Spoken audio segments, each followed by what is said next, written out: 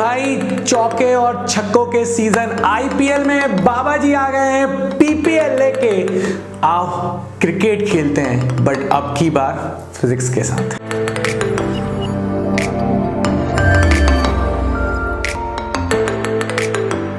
जैसे कोई टीम उतरती है तो सबसे पहले वो सामने वाली टीम को एनालाइज कर लेती है कि भाई इसकी स्ट्रेंथ क्या है, इसकी वीकनेस क्या है, यहां पर ग्राउंड छोटा है, यहां पर ग्राउंड बड़ा है। हमारे पास है सिर्फ कुछ दिन, अगर देखा जाए तो इफेक्टिवली 15-16 डेज हमारे पास हैं जो इफेक्टिव हैं, और हमें इन डेज का ऐसा यूज करना है, कुछ ऐसी स्ट्रेटेजी बनानी है जो हमें सीधे बाउंड्री पार ले जाए। तो अब हम जनवरी के एग्जाम को एनालाइज करेंगे और फिर हम बढ़ेंगे हमारे अप्रैल के एग्जाम के लिए।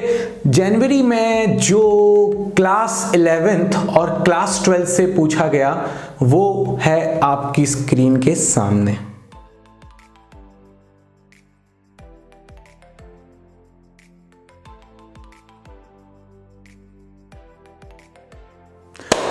तो जैसा कि दोनों सेशन में देखो, मॉर्निंग सेशन हो या फिर आफ्टरनून सेशन हो, 11th से 13 क्वेश्चन पूछे हैं और 12th से 17 क्वेश्चंस पूछे। जनरली ये ट्रेंड देखा गया है और लोग कहते हैं कि 12th का ज्यादा आता है। हाँ, यहाँ 2 क्वेश्चन ज्यादा दिख रहे हैं, बट फिजिक्स में ना मामला थोड़ा सा ऐसे ही रहता है, तो डाइसी रहता है। मतलब हम ये नहीं कह सकते कि नहीं यार पूरी की पूरी 12th मिल जाएगी या बहुत ज्यादा डोमिनेटिंग करने वाली है 12th, ये दिमाग से बिल्कुल निकाल दो भाई। दोनों का वेटेज मिलने वाला है, 11th का वेटेज भी मिलने वाला है, 12th का वेटेज भी मिलने वाला है, और लगभग सेम होगा। एक आध 2 क्वेश्चन का ही डिफरेंस मिलने वाला है, वो भी बहुत ऐसा ही है, मतलब हम ये माने इक्वली है। अब आ जाते हैं हम डिफिकल्टी वाइज।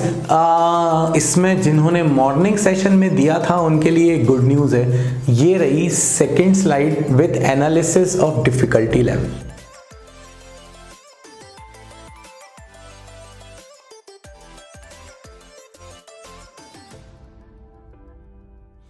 तो देखा आपने कि डिफिकल्ट क्वेश्चन जो थे वो सिर्फ 2 ही थे दोनों सेट में, और मीडियम क्वेश्चन का परसेंटेज आफ्टरनून शिफ्ट में बढ़ गया है। इसीलिए तो परसेंटाइल सिस्टम पिक्चर में आया कि भाई किसी को पेपर इजी लगता है, किसी को टफ लगता है, या कोई सेशन में बहुत टफ एग्जाम आ गया तो क्या करने वाले हैं। तो परसेंट और परसेंटाइल का जो डिफरेंस है ना, बाबा जी आपको समझा देंगे इन्हीं 15 दिनों में, तो इसकी टेंशन बिल्कुल मत लो कि मेरा पेपर टफ आएगा। अरे भाई, परसेंटाइल सिस्टम ने सबको एडजस्ट कर रखा है, समझेंगे उसको हम बाद में। बट अभी जो मुद्दे की बात है वो ये बात है हमारे पास कि भाई जो आफ्टरनून वाला शिफ्ट था उसमें मीडियम लेवल के क्वेश्चंस थोड़े ज्यादा थे, बट जो मॉर्निंग शिफ्ट था उसमें इजी लेवल के क्वेश्चन ज्यादा थे। इसके लिए हम कोई बेंचमार्क नहीं बना सकते, और ये बिल्कुल भी दिमाग में मत रखना कि बाबा जी बोल रहे हैं कि नहीं यार सुबह वाला इजी आया था तो काश मेरा सुबह वाली शिफ्ट में आ जाए, काश मेरा आफ्टरनून में आ जाए। अभी कुछ भी हो सकता है, ये सिर्फ हम एनालाइज कर रहे हैं। पहले हमने एनालाइज किया किस क्लास से कितना, दूसरे बार हमने एनालाइज किया कि भाई डिफिकल्टी लेवल क्या था, तो बहुत डिफिकल्ट नहीं था फिजिक्स का एग्जाम। बट हाँ, क्योंकि दिमाग इतनी सारी जगह लगाना है यार, तो 2 सब्जेक्ट्स को हम कंपेयर तो नहीं कर सकते क्योंकि हर एक की डिमांड अलग है। बट अगर तुम सामने रखोगे तो ये तुम भी जानते हो सबसे ज्यादा डिफिकल्ट अगर कोई सेक्शन होगा तो वो फिजिक्स का पढ़ने वाला है। क्योंकि यहां पर कभी वो एयरप्लेन होता है, एयरप्लेन की जगह पे कभी वो बस बना देते हैं, कभी उसको ट्रेन बना देते हैं, कभी वो एक मैग्नेट यहां रखते हैं, कभी जरा सी मैग्नेट घुमा देते हैं। ऐसे बहुत सारी चीजें होती हैं। बेसिक कॉन्सेप्ट क्लियर होंगे तो मेंस के तो बहुत आसानी से क्वेश्चन बनने वाले हैं, तो उसकी टेंशन तुम लो मत। हाँ, बट ये जरूर है कि बेसिक कॉन्सेप्ट क्लियर होने चाहिए, और इसीलिए तो बाबा जी हैं। बट इस वीडियो में मैं तुमको बहुत क्लियर कर रहा हूं, नेक्स्ट स्लाइड में अभी बताने वाला हूं तुमको कि चैप्टर वाइज कितना आया। बट उन सबके पहले ये अच्छे से दिमाग में बिठा लो और सुनना जरूर कि हम इन 15 डेज से टॉप नहीं कर सकते। बहुत क्लियरली बाबा जी बता रहे हैं आपको, साल भर पढ़ना पड़ेगा उसके लिए। हम पढ़ेंगे नेक्स्ट ईयर। अभी हम सिर्फ और सिर्फ डैमेज कंट्रोल कर रहे हैं कि बाबा जी कुछ इंपॉर्टेंट चीजें बता दीजिए ताकि हम एग्जाम में थोड़ा कॉन्फिडेंट होके जा पाए। हमारे टेस्ट ले लीजिए, बिल्कुल हम टेस्ट लेंगे, हमारा पूरा स्केड्यूल आपको कम्युनिटी पर मिल जाएगा। तो कम्युनिटी के मैसेजेस प्लीज चेक करते रहा करो।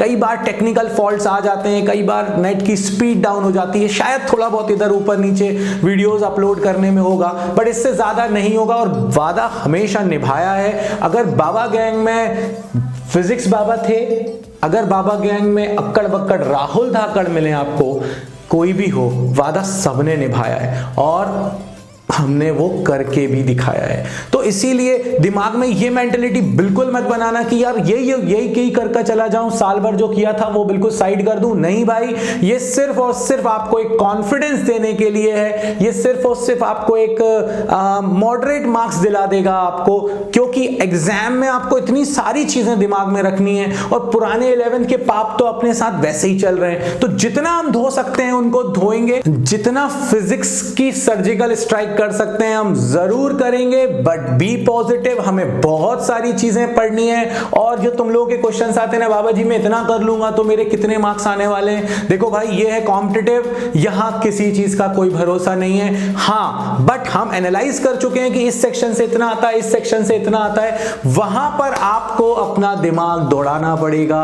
वहां आप ये नहीं कह सकते कि यही क्वेश्चन आने वाला है। हाँ, हम एक्सपेक्टेड दे सकते हैं, बट जरूरी नहीं है कि वो एक्सपेक्टेड एज इट इज आ जाए। शायद मेरी बात आपको बहुत क्लियर हो गई होगी।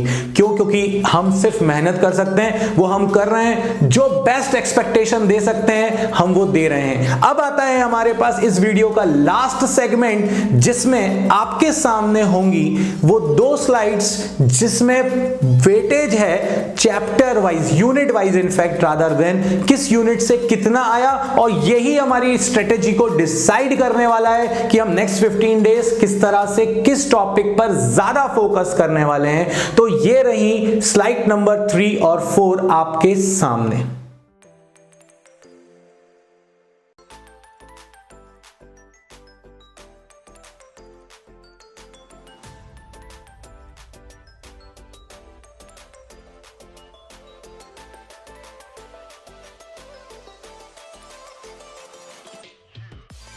तो देखा आपने, देखो भाई 12th वाला जो वेटेज मिल रहा है ना, इस बार उन्होंने पूरी तरह से डिस्ट्रीब्यूट कर दिया है सब तरफ। हाँ, करंट इलेक्ट्रिसिटी एक सेक्शन में ज्यादा पूछ रहे हैं, एक में कम पूछ रहे हैं। इलेक्ट्रोस्टैटिक्स से वो 3 क्वेश्चन के आसपास पूछ रहे हैं, तो उसे 3 क्वेश्चन। करंट इलेक्ट्रिसिटी का भी एवरेज निकालोगे तो वो 3 क्वेश्चन आने वाला है। तो अगर हम देखें गौर से, तो मैं जो टॉपिक पर फोकस करने वाला हूं, मैं सारे यूनिट्स पे जाऊंगा, बट सारे यूनिट के सारे टॉपिक पर नहीं।